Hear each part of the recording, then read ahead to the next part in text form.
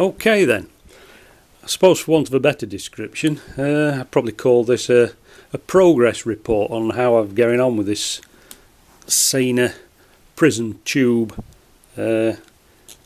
action camera, this little device here.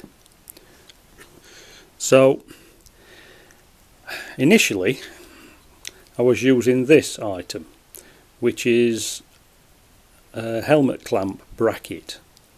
You slacken the couple of Allen studs off, you slide the flat plate behind the insulation, the padding in your helmet, and then you clamp it to the side of your helmet, which by the sound of it is a good idea, and it's not a bad idea.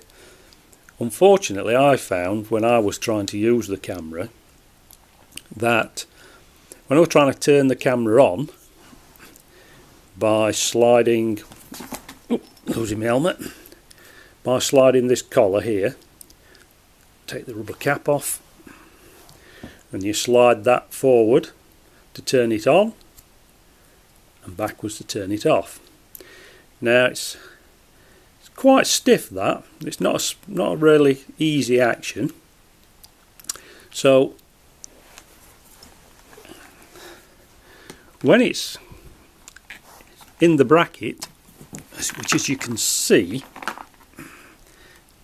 is just a round clamp, it's fully adjustable on this ball joint just here, but when you clip that in and you're riding along and you try to, particularly with gloves on, you try to slide this collar forward, it was actually tilting the bracket on the side of the helmet, so you just weren't getting decent shots. So I ditched that, went for the self-adhesive mount, which is nice and solid, set the bracket up for holding the camera in the right position so that I get reasonable shots. But then another problem or another issue occurred, and that's the fact that the body of the camera is lovely and smooth, as is the inside of this bracket. So when it's clipped in there, it will quite easily rotate. So then again, when you're trying to turn the camera on and off, you inadvertently rotate the camera.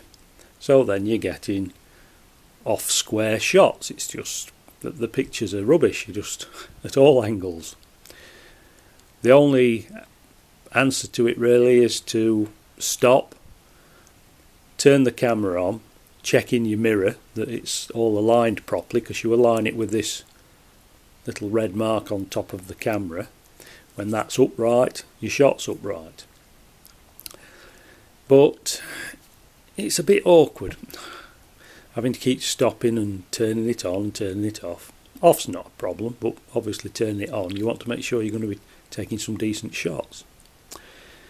So I got round the problem by, as you can just see here where my finger is, I cut a piece of, it's plastic card, not very thick, and I cut that just to fit in that area there, and stuck it on with double-sided tape, so it's not going anywhere. Now when I clip the camera in, because it's just the same width as the opening on the top of the clamp, when that's in there, it prevents it from rotating. So now I can turn the camera on without fear of messing up the setting of the camera for the shot. So that's cured that problem. It's only a simple fix. Probably would be better if they serrated the body and serrated the inside of the clamp, so it kind of clicked and gripped it in position to prevent you from rotating it. But no, it was my quick fix and it's done the trick. The other good thing about this camera is you unscrew the cover on the back and all the connections, your SD card, and you've got a USB connection there, and then in here you've got this harness, which is a red plug and a black plug. The black plug plugs into an earpiece which is fitted inside the helmet, just inside the insulation, and the red plug fits to a microphone which attaches to self-adhesive velcro pads just inside your chin piece on a full face helmet.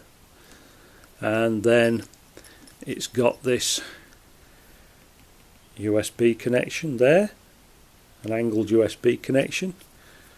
All I tend to do with it is to stop it flapping about. I wrap the wire around there like that. Alright, let's get this in shot. I'll then plug that home, slide up the collar, screw it up, and there you go.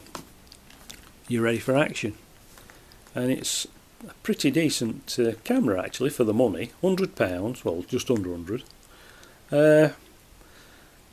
The pictures aren't bad, not bad at all. 1080. There's nothing fancy about it. You can't mess about altering settings. It's either on or off. And the lovely thing about it is, when you turn the camera on, a voice tells you in your earpiece that the camera is on and is recording, and same when you turn it off, a voice tells you that the camera's been turned off.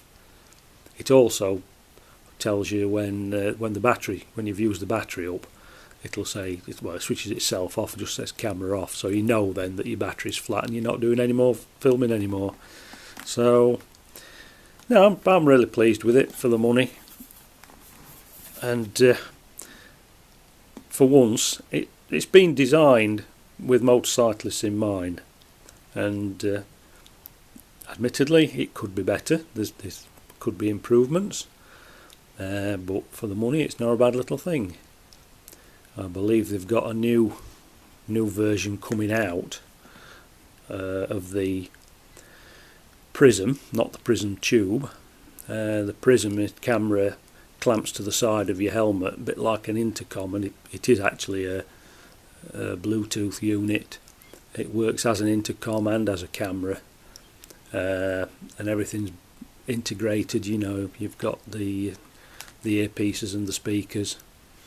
Looks a really clever piece of kit, and I don't know how much that'll be when it comes out. I think you're probably going to be looking around about the £250 to £300 mark. But I say, for £100, if all you're after is a few shots, this is a handy little piece of kit.